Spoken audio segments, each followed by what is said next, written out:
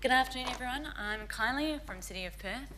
I'm presenting today about best practice waste collection in multi-unit dwellings and the 3-year journey that the City of Perth undertook developing our waste guidelines for new developments and the challenges that we faced.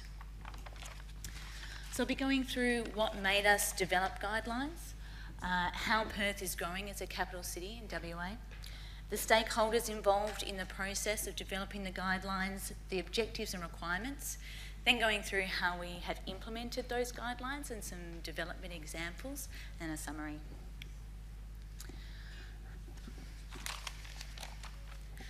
So basically, mobile garbage bins for developments were competing on the footpath, roads and laneways with other uses. So on footpaths, you had pedestrians, outdoor dining, vehicle sightlines and street trees. In laneways, we have a laneway activation strategy for the City of Perth in public laneways. So you had venue entrances opening up, outdoor dining and vehicle access. And then on roads, you had parking bays and clearways in the CBD area. And as the buildings were getting bigger, there was more bins being collected from the curb, and therefore you had increasing servicing times, increasing traffic congestion. The Council therefore adopted a waste strategy in 2014, and one of those actions was to develop and adopt a policy and guidelines related to waste storage and service access requirements for development applications. So you can see in this first photo, all the bins are lovingly collected around the street tree, which is amazing, with all the pedestrians going through in that small gap. And that's one of the main streets in Perth. How many people have been to Perth? Excellent. This is on Adelaide Terrace in Perth. This one right in front of a driveway at the front there. So you have vehicle sight lines being impacted by the bins, outdoor dining directly behind where the bins are presented, another bin next door, and then people having their morning coffee behind that in another outdoor dining area. And this is an example of a laneway that was updated through the activation strategy for our laneways. And there's a lot of conflict in this laneway with a bar, just where that artwork is. Does my pointer work? There's a venue entrance just there. So at night, all the bins get pushed down in front of the car park entrance because no one's working there during the night. And then when people come in their cars during the day, they have to push all the bins back up. So you get very discontent neighbours all fighting over where the bins are going to live in this very small space. So Perth is a very changing place. We're not very big in terms of a residential population. We have under 30,000 residents in the City of Perth and over 200,000 people entering the CBD every day. So that includes workforce, students and visitors all coming into the CBD. However, this is due to increase the residential population, that is, over 44% within the next 20 years. And all of this increase is going to take place in multi-unit dwellings in the 8 square kilometres surrounding the CBD. So this is a very small area and a lot of increase in residents. So to tackle these issues, do the action in the waste management plan and the waste strategy, we took inspiration from the City of Melbourne and the City of Sydney, going past the good work that our amazing neighbours have done, and also the WA Local Government Association guidelines. All the internal units we had involved, so waste and cleansing is us, our team. We were concerned with waste efficiency, waste collection efficiency and safety. City planning, they write the city guidelines and application policy. Development approvals are the ones that send it off to all the different internal units. And transport, we're obviously very concerned about how was traffic, pedestrians and bike riders all going to be influenced by how we collect waste. Health and activity approvals also take care of all of the food standard requirements and local laws, so it was really important to have them involved as well. Internally, we needed to make sure that we were on the same page and committed to one waste vision. Then we also had waste consultants and the architects and developers coming back with questions, asking us to clarify and challenging us in many situations. Over a 12-month process, we developed 5 objectives for the waste guidelines. So one of those was making sure each development had a sustainable and efficient waste management collection system for the life of the building. The impact of those waste services and facilities should not impact, or at least the impact should be minimised, on the streetscape and the surrounding environment. Those facilities and odour and services shouldn't have a negative impact on the amenity of the locality, particularly in terms of noise and odour. I'm sure other local councils know that that's the primary complaints you get from the public. We also wanted to make sure safety was maximised for our collection staff and the public, and traffic and footpath obstruction should be minimised. So what did this mean in terms of our development applications?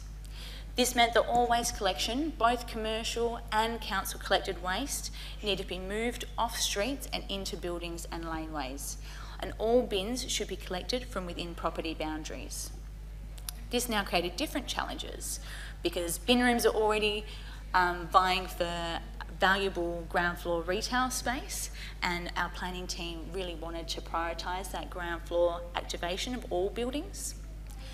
So the result was that the bin rooms were disappearing back into the development or down into the basement, and also the developers were trying to increase the frequency of collection to try and decrease the bin room size.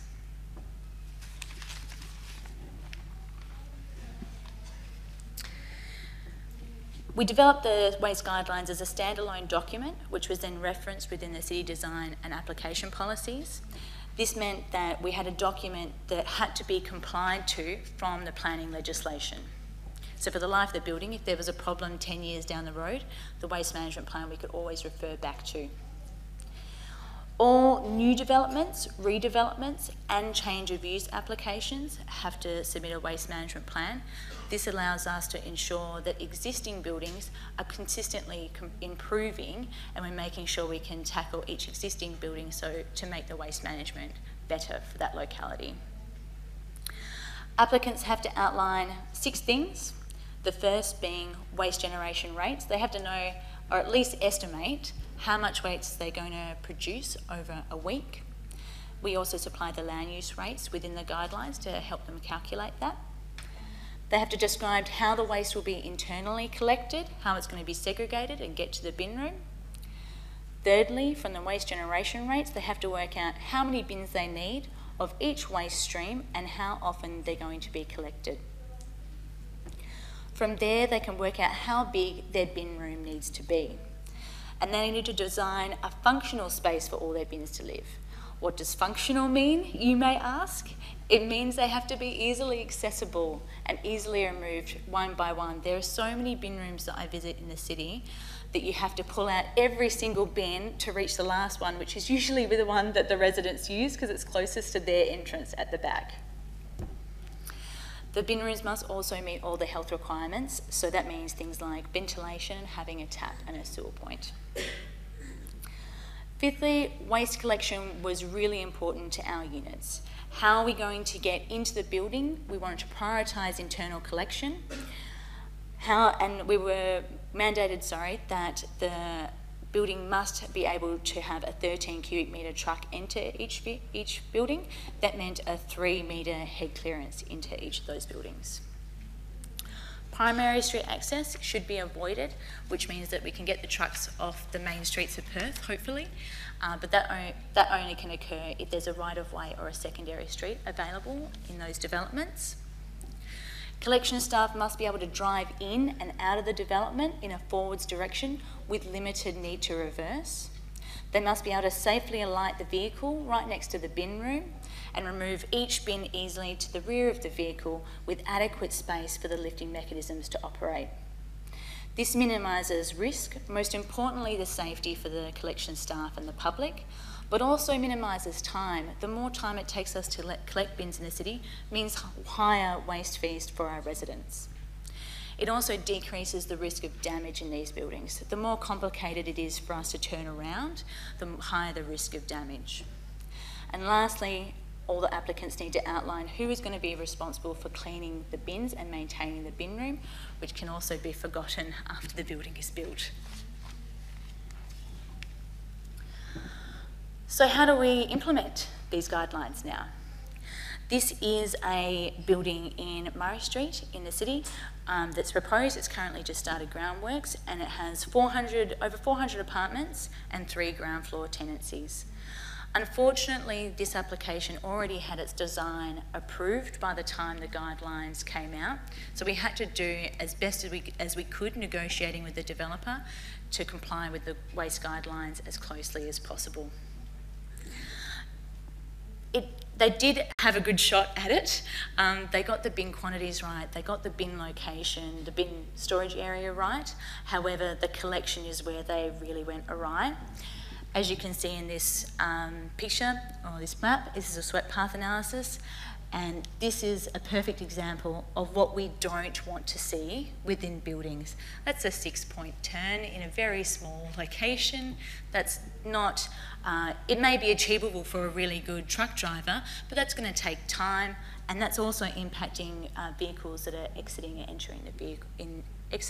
entering the building. So when we went to clear the planning design application condition, one of the things that was noticed was the swept path analysis didn't match the plans closely.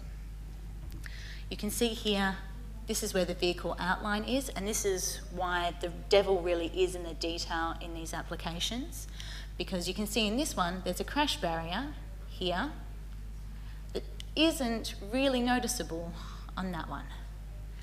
And that meant that we only had a 300mm clearance on either the side of the truck, and the passenger side door was right next to a wall. Wasn't very easy then. The passenger would have been out of the vehicle anyway, assisting the driver in reversing. However, the driver then, when he exited the vehicle, didn't have any access space to get to the rear of the vehicle and into the loading bay. The result meant that we had a very complicated traffic light management system to allow the truck to enter and exit, and then a staircase had to be inserted in this section of the loading bay so the driver could walk down the ramp and then into the back. So not a great outcome. However, this should be an isolated case due to the fact that it was approved prior to the guidelines coming out, and we did revise the guidelines to ensure that there was some more specific requirements around loading bays. Now, I'm very conscious that I'm running out of time. This is another big building, primarily commercial, has a small amount of apartments and just under 13,000 square metres of commercial space and over 400 hotel rooms. So just to get cut to the chase, because we make sure we have time, the main issue with this application was the 2-metre operating space within the loading bay.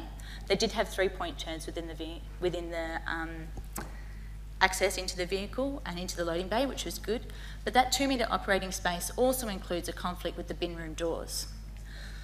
So what we went back to the applicant and talked about was just making sure that that operational space could be increased, and also potentially replacing those bin room doors with roller doors, decreasing the conflict to allow those lifting mechanisms and the guys to just pull the bins out and put the bins back in a bit easier.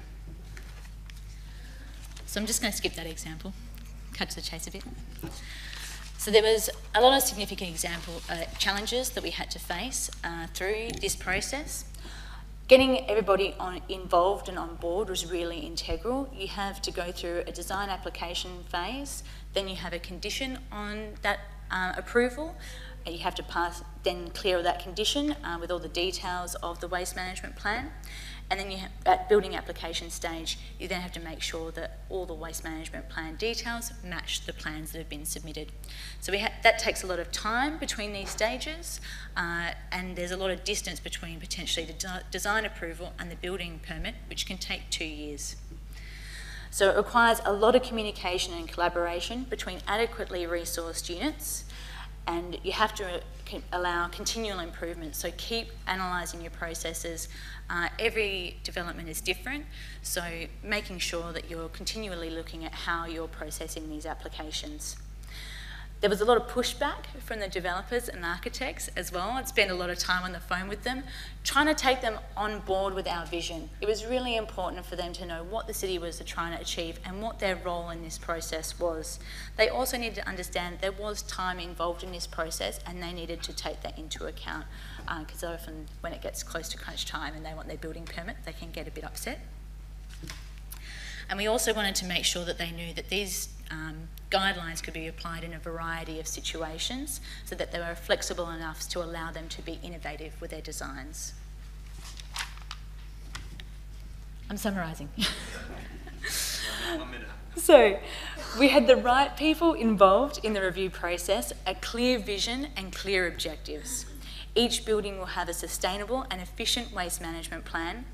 The services and facilities will have minimal impact on the street and the surrounding community. Traffic congestion will be minimised. Collection staff and public safety will be maximised. And footpaths and laneways should be clear for pedestrians, activations and outdoor dining. Thank you.